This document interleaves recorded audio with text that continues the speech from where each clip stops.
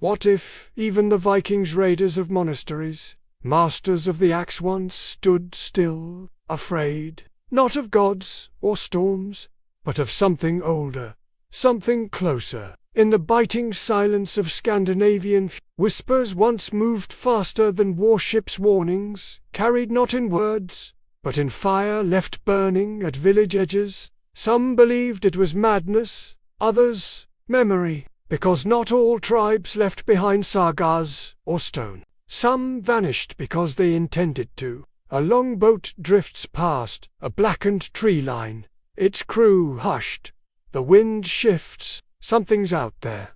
Before they conquered, they feared, and what they feared was watching. Buried deep in Norse legend is a tribe without a name, barely mentioned in the sagas, but never truly erased. In scattered accounts, they appear not as conquerors, but as something stranger. Rituals around fire, silence as strategy.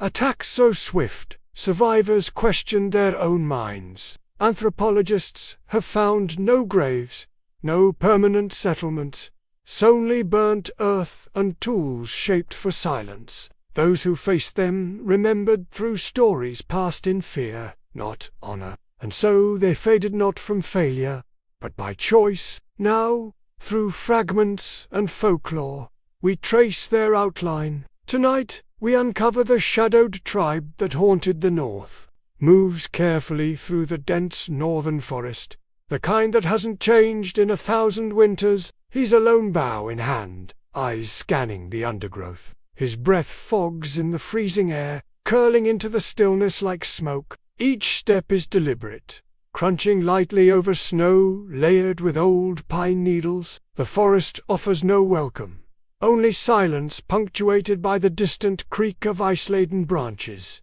His fur cloak blends with the shadows, but his gaze gives him away. He's alert, not with the confidence of a hunter, but the wariness of something being hunted. In this ancient terrain, where the sun barely pierces the canopy, knows every sound matters. Today, they sound wrong. Quiet dread settles in. Something is watching. He halts. A sound cuts across the stillness, not wind, not animal, low, resonant, distant, like a horn or a voice stretched thin over cold air. Another. It doesn't repeat like a bird call or echo like a tree cracking. It pulses, then silence, then something else. The faintest murmur, like chanting just beneath hearing. Between the trees, shadows shift with a rhythm that has nothing to do with wind. Squints, his breath held. There's a presence, here not imagined, but felt deep in his spine. The instinct is old, older than tools, older than names. It tells him plainly.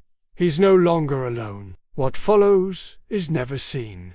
We're left with what remains. The snow is stained with a thin line of blood, still warm enough to run. It pools slowly, unnaturally bright beneath the trees. There's no trail, no signs of struggle, just absence. His bow lies in the snow, slack and useless. One limb snapped. The silence is total. No wind, no birds, not even breath. The scene holds for a moment too long. Then the steady thump of a heartbeat falters, slows, stops, fade to black. A sharp cut. The forest disappears. Now it's a cramped bedroom lit by the harsh pulse of neon from a street lamp outside. A phone alarm buzzes. A man lies on his back, eyes open, unblinking. He hasn't slept. His ceiling is blank, but his mind races. The light from the screen glows against his face, casting pale reflections in his pupils. His chest rises with quick, shallow breaths. The predators are gone, but the chase hasn't ended. Not in his head. Where once stalked through snow, this man is pinned beneath blankets, running nowhere. The hum of traffic merges with an almost imperceptible high-pitched tone, like static creeping in. He's not in danger, but his body doesn't know that. Across the world, The mental toll is mounting. According to the World Health Organization, over 300 million people now suffer from anxiety disorders. The American Psychological Association reports that chronic stress, often linked to overstimulation and poor sleep, affects both physical and cognitive health. Digital media, once a tool, has become a trigger and endless stream of images, alerts, crises. Notifications pull at the brain like whispers in the dark. The fight-or-flight system, once designed to react to predators or pain, now misfires in response to unread emails, breaking news, or imagined judgment. The data shows a population at war with its own senses. He's safe, but he feels hunted. The Bronze Age hunter scanned the forest, not knowing what he might find. Today's man scrolls through feeds, flooded by stories he can't control. He senses threat everywhere vague. No wolves, no voices in the trees, just a cascade of images. Violence, loss, unmet expectations. Fear now hides behind numbers, screens, silence. He flinches when the phone vibrates. He winces at the sound of a message. The mind, searching for safety, finds none. He doesn't run from wolves. He runs from stillness. Fear hasn't disappeared. It's adapted. What was once a tool for survival has become a source of suffering. For the hunter, fear was direction. It told him when to run, when to hide. For the modern man, fear lingers without end, a loop with no resolution. The setting has changed. The feeling has not. As the silhouettes of and the insomniac dissolve into one another, we see it clearly. What once stalked us in the woods now follows us inside. They didn't stumble into fear, they forged it. This lost tribe didn't just scare their enemies, they mastered the mechanics of dread, wielding it deliberately. Fear became ceremony. Rituals were crafted not for worship, but for control. Psychological warfare before the term existed. Norse sagas, usually sparse, with exaggeration, describe encounters with the cursed ones and forest spirits that left men paralyzed before a single blow. Warriors returned from raids mute, confused, some never speaking again. These weren't ghosts, they were people who had learned to turn terror into armor. In battle, silence was their war cry. Darkness was their ally. They didn't avoid fear, they engineered it. What you're about to see is not folklore dressed as fact. It's a layered investigation, part reenactment, part archaeology, part psychological study. We'll move through Viking oral history and charcoal-stained soil. We'll examine trauma in ancient graves, brain science behind fear responses, and fragments of forgotten ritual. Together, these threads begin to map the shape of a tribe that official histories left behind. Their memory lingers only where fear lived longest, in the quiet margins of old texts, in ritual scars, and in stories whispered with caution. Using historical records, excavated remains, and modern neuroscience, we will reconstruct not just what they did but how they made others feel. This is not myth. This is a human strategy, one that blurred the line between defense and dread. Fear has always been more than a feeling. For them, it was survival strategy. For us, it's often a burden. But if we trace its origin, we understand the people who treated fear not as weakness, but as a signal we can reclaim it. What they knew still echoes in us. That fear doesn't always mean run. Sometimes it means remember. And sometimes it means adapt. Fire flares in the darkness. A modern face catches its reflection, eyes unblinking. Fear didn't just haunt them. It shaped them, and it still shapes us. You'll never look at fear the same way again. A crumbling ruin hugs the edge of a fjord, battered by wind and time. Snow shifts to reveal a spiral carved deep into stone, its lines sharp, despite the centuries. A cracked rune stone leans under the pressure of ice, its script fragmented. Torchlight flickers, catching a glint of something older than language. Long before Norse sagas praised gods, like Thor or Odin, they carried softer, stranger warnings of those who do not speak. These were not tales of conquest. They were stories meant to keep people away. The tribe they described had no name in their own tongue, or at least none that survived. In the sagas, they are called the shadow folk. Not heroes, not monsters, just silence in the trees. Not every legend began in battle. Some began in silence. Between 700 and 850 CE, on Norway's far northern coastal fringe, small tribal groups lived beyond the influence of centralized religion or royal authority. Their lands were harsh fjords that froze over, cliffs battered by Arctic wind. Resources were scarce. Contact with southern settlements was infrequent, often hostile. These tribes adapted by necessity, not choice. Their belief systems didn't revolve around gods in the sky, but on what moved in the dark. Isolation forced them inward towards survival rituals and localized myth. Few structures survive. What remains is carved into stone or buried beneath centuries of permafrost. These weren't the kingdoms of Norse epic. They were cultures formed on the edge of the map, shaped by silence and winter. The name Isnt, a tribal term. It appears only in fragmented sagas, always spoken by outsiders, often with unease. Translated as shadow folk, it was never used with pride. These weren't trading partners or allies. They were warnings, invoked when warriors returned from the north, speaking less than they used to, may not have seen themselves that way. But names are often given by those who fear.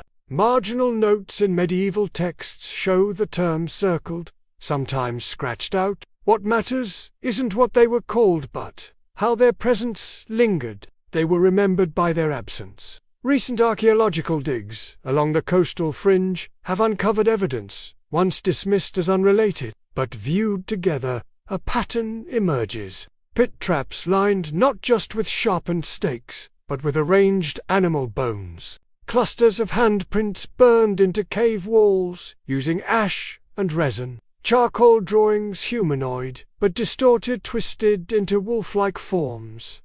Dr. Ingrid Halvorsen, a lead archaeologist on the field team, explains, "We see not just tools for killing but for haunting.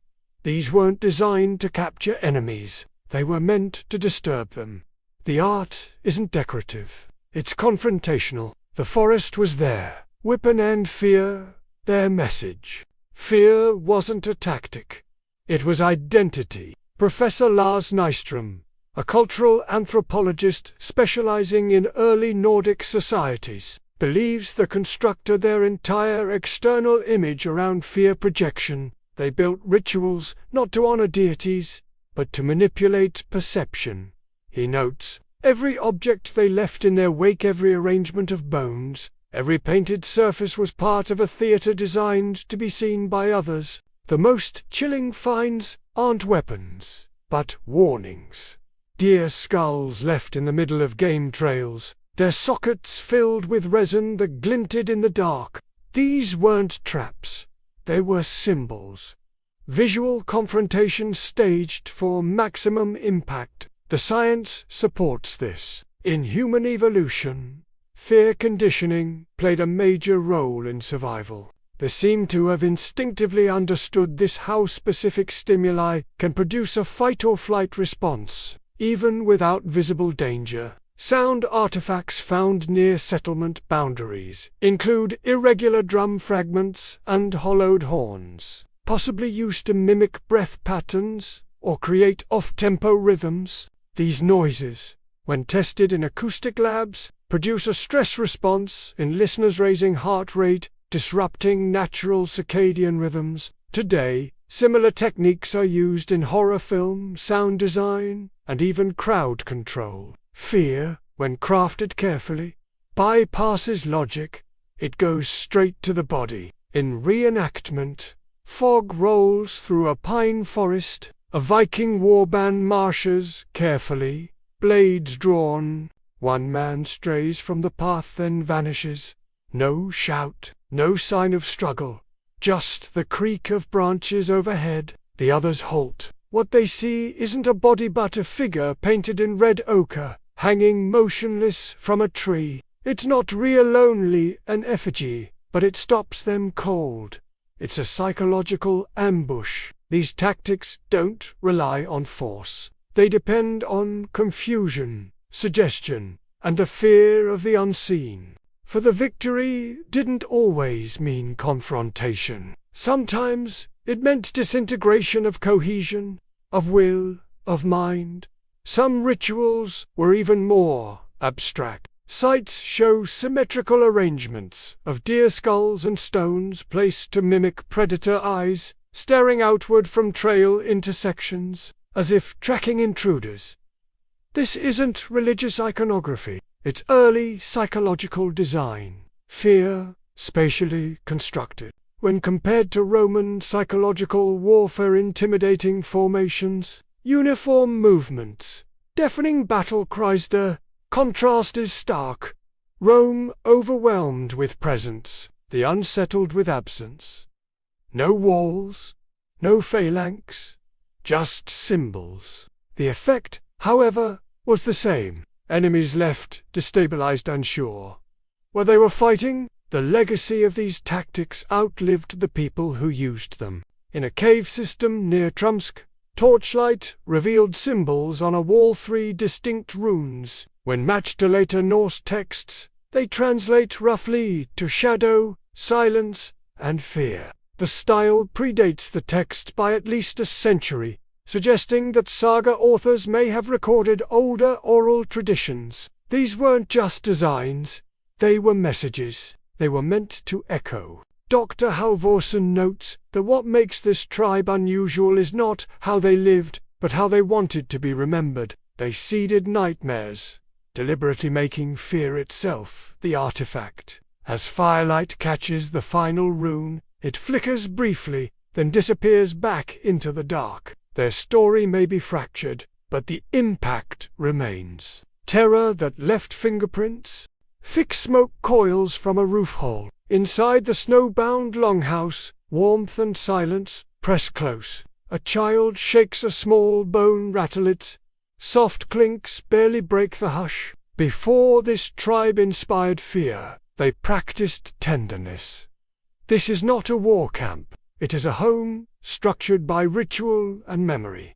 The longhouse creaks like a body in sleep. Elder hands tend fire without speaking. Every gesture is intentional. They live not in constant violence, but in constant readiness.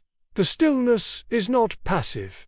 It is preparation. To understand the terror, we must first know the tenderness. Before dawn, Svala moves among the hearth coals. Her steps slow and exact. Her fingers crumble dried juniper and reindeer moss, pressing them into the smoldering basin. She speaks only when necessary and rarely then. Smoke is her language. It curls over carved wooden figures by the wall, offerings shaped like wide eyes and open mouths. She watches the smoke more than she watches people. It tells her what the day requires. Elders say she was born in winter and never cried. She's the memory keeper, the one who knows which herbs wake the ancestors and which lull fear. Her herbs speak louder. Outside, Arn lifts a basin of glacial milk. Around him, others gather in silence. He dips his hands and winces. The water is nearly frozen. It isn't for washing away dirt, it's a ritual to awaken flesh and spirit. Children watch, then mimic. Each person begins the day this way. Not with food, but with contact. The sting of cold is the first breath of morning. No one speaks. A few shiver, but they don't stop. Frost clings to fingers. Steam rises in thin trails as they dry their hands by fire. It's not cleanliness, it's consecration. Chanting begins while the sun still hides. Deep, slow, tones low enough to feel in the chest roll across the room. Voices build in layers. Men and women sway slightly, sensing their breath to the rhythm. It's not performance, it's invocation. They believe the dead do not wake to shouting, but to resonance. As breath steams in the air, mist gathers near the rafters. Every morning, this same pattern unfolds. The chant wakes the house wakes the forest, and the forest remembers. On kneels by the fire and dips a fingertip in ash. With care, he draws lines along his forearms. Each mark corresponds to a story, a person, a rule. He doesn't do this for battle but for presence. To be seen by the forest and by his ancestors. The ash isn't war paint, it's language. When he finishes the last curve, he exhales once, then rises. In this tribe, even the body is a story. The morning meal is quiet. Lichen broth steams in carved wooden bowls. Dried fish and smoked roots are laid in circular patterns, offered with open palms. Before eating, no one eats first. Each child passes their bowl carefully, without spilling. Food isn't a pause between activities, it's part of the ritual. It binds generations. The taste is bitter but warm. Loki, the youngest, takes his first sip and nods solemnly. Around him, no one smiles, but the approval is felt. While stars still linger, stories begin. Svala speaks first. Her voice is measured, nearly whispered. The others listen, eyes down. The stories aren't for entertainment. They are coded instructions. How to move through woods. How to survive. When to trust silence. Loki watches her mouth more than he listens. He mimics how she moves her hands. Firelight flickers on carved animal figures set in a semicircle around her. A fox howls in the distance. No one looks up. These weren't bedtime stories, they were survival maps.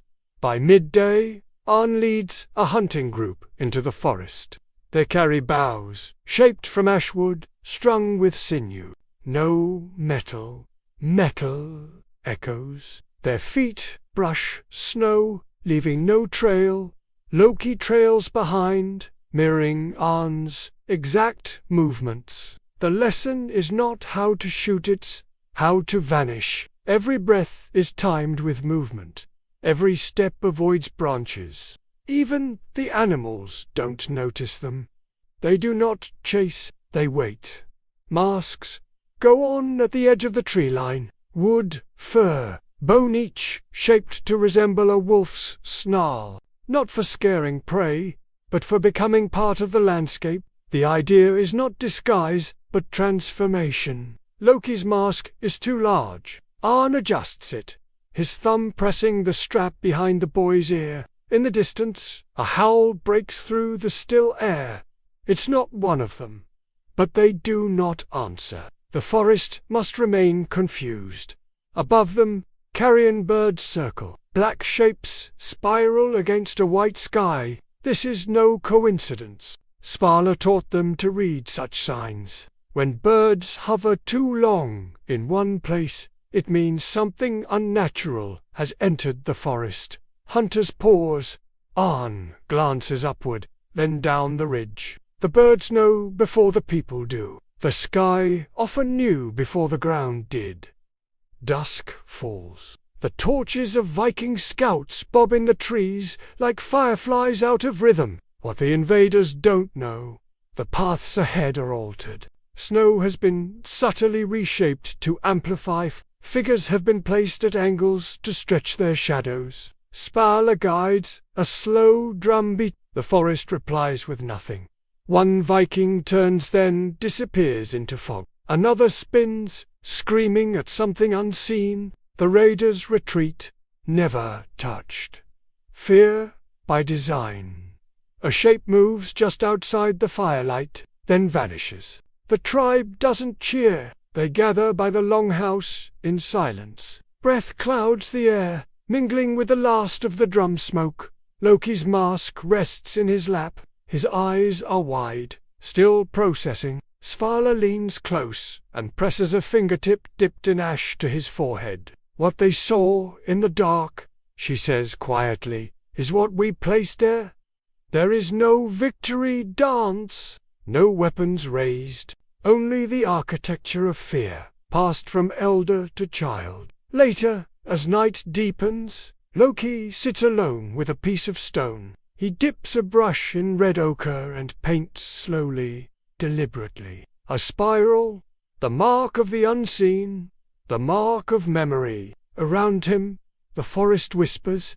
He doesn't smile, he doesn't flinch. He paints, then sets the stone upright by the path. Firelight catches it, just briefly, before wind blows the flames low.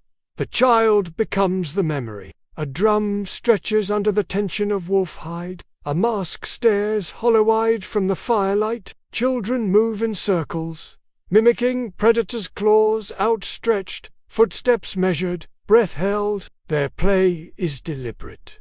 Their movements mirror something older. Here, fear is not failure. It is friend, it is tool, it is ritual. Long before clinical diagnoses and therapy sessions, there was practice, not to erase fear but to make it familiar.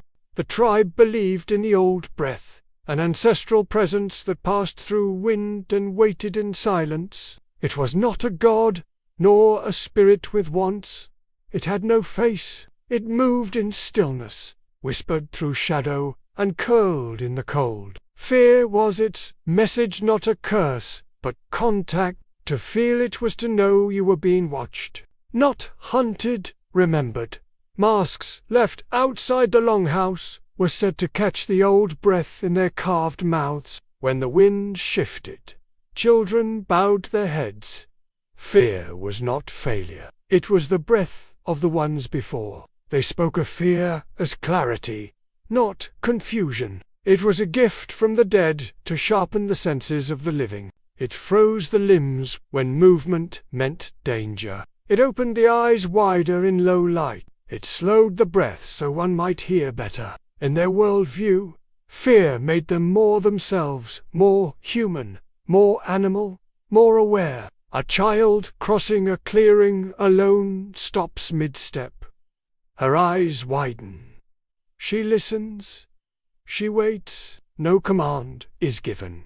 But every adult watching knows this is practice. Precision in stillness. The fear is hers, and she honors it. Mask carving was one of their oldest rites. The shapes were not random. They drew from the beasts they feared: wolves, gaunt elk, misshapen men who walked at dusk. Each child carved a mask with guidance, then wore it for 3 nights. The point wasn't to frighten others. It was to transform oneself. What you wore, you could understand. What you understood, you no longer fled. Close up, a knife dragging through soft wood, shaping long teeth. A child lifts the mask and holds it up to her face. She didn't hide from monsters. She became them. At 6, children underwent the whisper, right? They were taught to speak without sound through breath, glance, and gesture. It was more than a game. Loud voices were discouraged. Trust came from silence. 2 children look at each other, nod, and move as one through the trees. They understand more than a shouted command. Whispering became an art spoken without lips. In that silence, fear became shared understanding. Around the fire, elders sat in complete stillness, watching without speaking. The children knew the lesson. Those who moved quietly lasted longest. Dr. Lena Voltonen, an anthropologist specializing in ritual psychology, explains. They didn't operate on fight or flight. They lived in preemptive dread. They shaped anticipation like a tool. Dread, in this context, was not panic. It was strategy. It prepared them, froze them before the threat even arrived. In reenactment, the tribe walks in single file. A branch snaps nearby. Instantly, everybody halts, breath held. They've trained for this pause.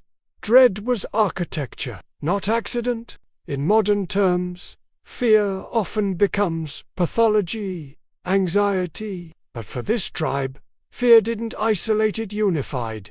It was not sickness, it was signal. One image splits the screen. On one side, a woman hyperventilates behind a steering wheel in city traffic. On the other, a child sits in a ring of firelight, trembling during ritual. In one world, the fear is lonely. In the other, it's witnessed. It's not pushed down. It's allowed space. It has company. Boredom was sacred. Long hours passed in total stillness, not out of lethargy but out of training. Sitting motionless was part of daily life. They learned to sense shifts in wind, to count birdsong changes, to distinguish squirrel tracks from fox. Stillness wasn't idleness, it was observation. A man sits beside a tree, unmoving, for hours. Behind him, a child mirrors his posture. They wait together. The forest is not interrupted, because waiting was listening. Fear was processed communally. Ritual circles gave shape to emotion. Children trembled. Elders noticed. There was no shame in it. During one reenactment, a young boy begins to shake during a night, right? 3 adults reach out, hands gently touch his back, shoulders, chest. He breathes slower. He doesn't leave the circle. He stays. And the fear passes, not alone, but through the group. The practice is clear. The body is not a silo. It's part of a system. The nervous system wasn't just individual, it was shared. Sculpting fear took time. Through repetition, breathwork, and movement, children learned to give their feelings form. Dance was one method. Movement mimicked animals, flickering flames, shadows moving across trees. By embodying the thing they feared, they reshaped it, not to erase it but to name it, and with that name, gain balance. One child, seen through time-lapse, practices a slow pattern. Crouch, still, rise, retreat. Each motion is trained, refined, made smooth. She no longer trembles. Fear didn't vanish. It became direction. They didn't banish the storm. They taught their children to dance in it. This was not a culture that silenced fear. It refined it. The wolf-eyed drum returns. It's no longer still. A new generation beats it slow, deliberate. Smoke rises behind them. The masks, once worn by their elders, are now held in new hands. The rituals repeat, not to cling to the past, but to carry forward a method. Fear, for them, was shaped like any other material. Wood, ash, breath. They didn't run from fear. They gave it shape, then passed it on. Animal fat candles flicker. A pouch of crushed valerian root spills beside a flat stone. Wind moves, bone chimes with no human hand nearby. This was not chaos. This was structure. They didn't simply respond to fear, they engineered it. Their longhouse was not just a shelter, but a system. A laboratory of sensation, sound, scent, and shadow were tools as vital as any blade. Even silence was sculpted. Each element of their world ritual, rhythm, light, was optimized for psychological effect. Nothing accidental.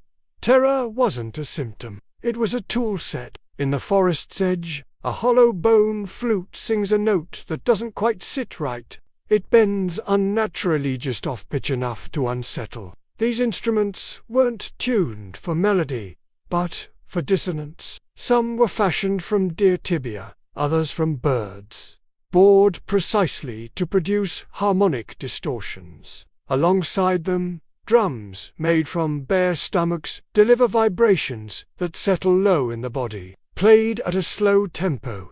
The resonance produces nausea, disorientation, even chills. Warriors tapped them before ambushes. One strike, and the trees seemed to shiver. The sound didn't need to be loud, it needed to be felt. Smell was weaponized. 2. Moss, dried valerian root, and pine pitch were burned in controlled ratio. Each scent was chosen for effect. Valerian to dull anxiety and awareness, pine pitch to ground the senses, moss to induce calm detachment. Svela's role in preparing these blends was central. Before warriors moved out, they would inhale smoke from shallow bowls, sometimes until their eyes watered. These mixtures didn't fog the mind, they tuned it, focused it. Scent wasn't fragrance, it was weaponized memory. Appearance was not left to chance. Before conflict, warriors smeared themselves with fish oil, then streaked it with ash. The combination repelled animals and confused the human eye. In firelight, the effect was strange skin, shimmered, blurred, distorted movement. It wasn't just camouflage, it was visual disruption. Up close, the smell was foul, another layer of psychological assault. To be seen in this form was not to confront a man, but something uncanny. Arn spreads the blackened paste over his arms, and steam rises as it meets his skin. He becomes something else. Fire placement was strategic. Never centralized, never even. Campfires were built at angles to cast exaggerated shadows. Ice sheets, cut from frozen pools and polished, were positioned to redirect torchlight, multiplying movement in unpredictable ways. A single figure passing behind mirrored ice could appear tripled in size. Shadows bent and flickered. No enemy ever saw the tribe directly. They saw silhouettes warped by reflection, motion fragmented by fire. You feared what wasn't there, because they planned for that. Dr. Eric Stein, a neurobiologist who studies trauma environments, has examined these tactics. He points to the consistency in the tribe's sensory design.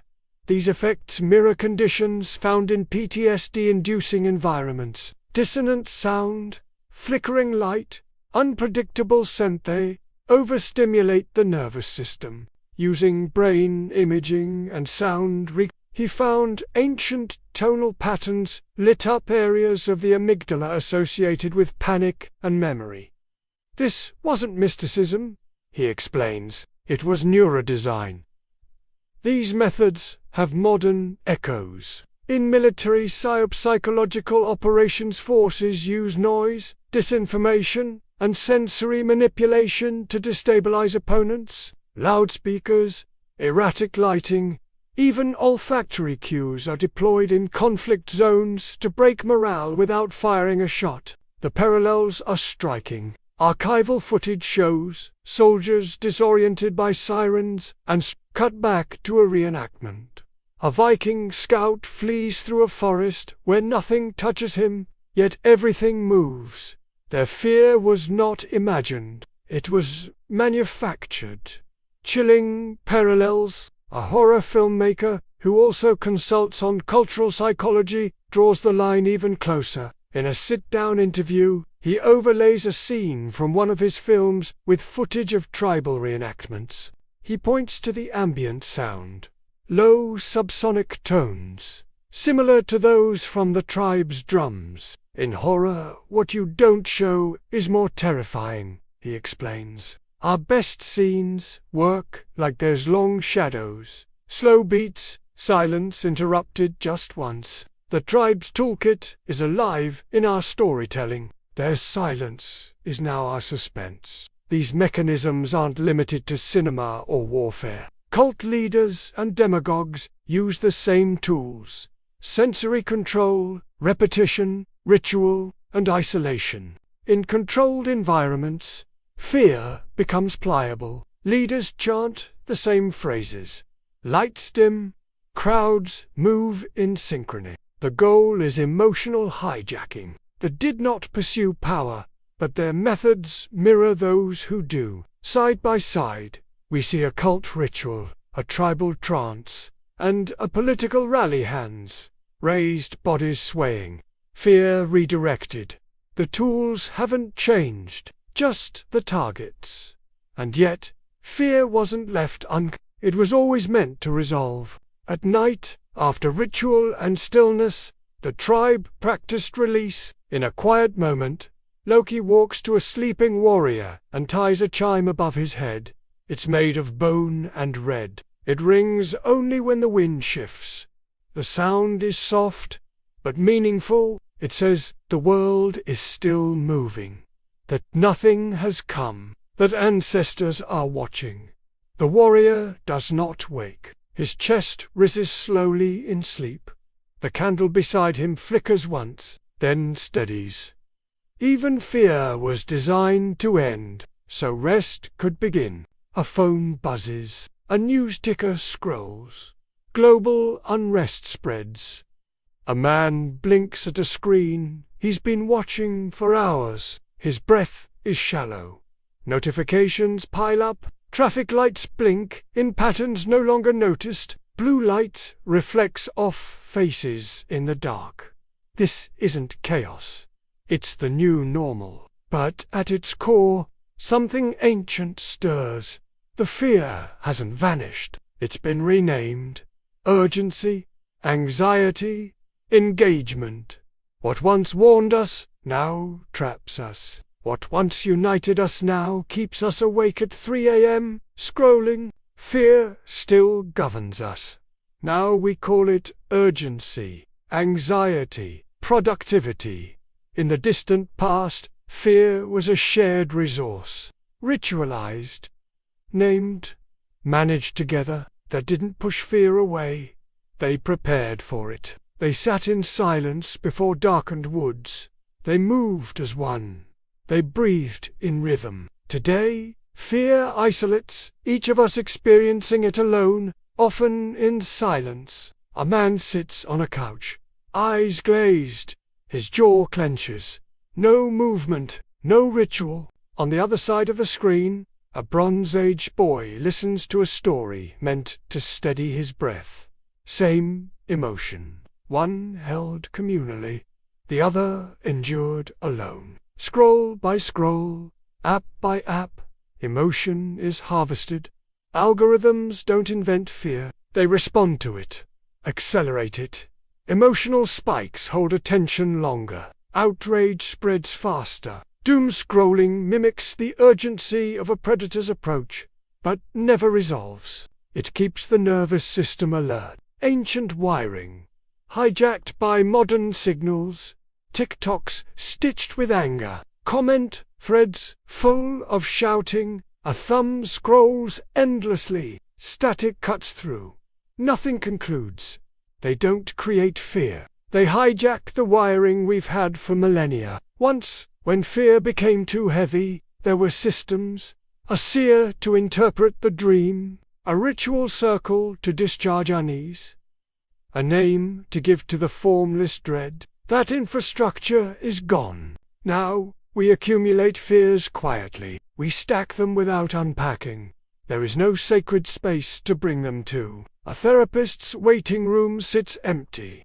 Meanwhile, in memory, Svaula leans toward Loki and listens as he describes the shape of a shadow. We lost the ritual, not the reaction.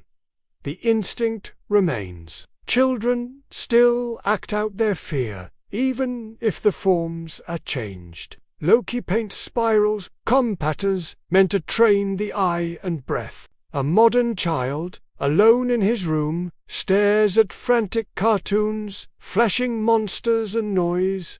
He grips a toy tightly. His eyes are wide, unblinking. He's still learning what fear is, but he's learning it without guidance. One shapes it, the other absorbs it. Same instinct, different outcome. We haven't evolved past fear. We've simply fallen out of practice. Our fear circuits haven't changed, explains a clinical psychologist in voiceover. What's changed is that we no longer know what to do with them. A tribal dance, lit by firelight, loops beside brain scan, overlays, amygdala activation, cortisol spikes. Another frame shows a modern crowd pressed together in anxiety at a subway terminal. Same systems, different tools. Modern fear is constant, but it's also directionless. But this isn't critique. It's invitation. Stillness is not weakness. It's something older than language. The same pause before breath. The same breath before ritual. You don't need a longhouse to sit quietly. You don't need a seer to exhale slowly. A woman turns off her phone. She sits on a rug. Her eyes close. Her shoulders drop. No one needs to teach this. It's already there. You don't need a tribe to reclaim stillness. What was done together can still be done in fragments. Rituals don't need to be inherited. They can be invented. Light a candle, burn a leaf, draw a symbol on the edge of a mirror, watch it fade. Sit with a sound until it fades. Fear doesn't disappear, but it can soften. A modern man dips his finger in steam and traces a spiral onto glass. He doesn't know why it helps, but it does. An ancient memory speaks quietly. This is how it begins again. In the end, the man enters a dark room. No screen, no voice, just the sound of his own breath. He exhales. He waits. He places his phone face down and steps away. There is nothing to watch now, only to feel. He whispers a word. Not loud, but clear. The word feels unfamiliar and familiar at once. A shadow flickers on the wall, not as threat, but as witness. What once made him feel alone now feels ancestral. Fear is no longer alien, it's ancestral. Morning mist lifts slowly from the forest floor.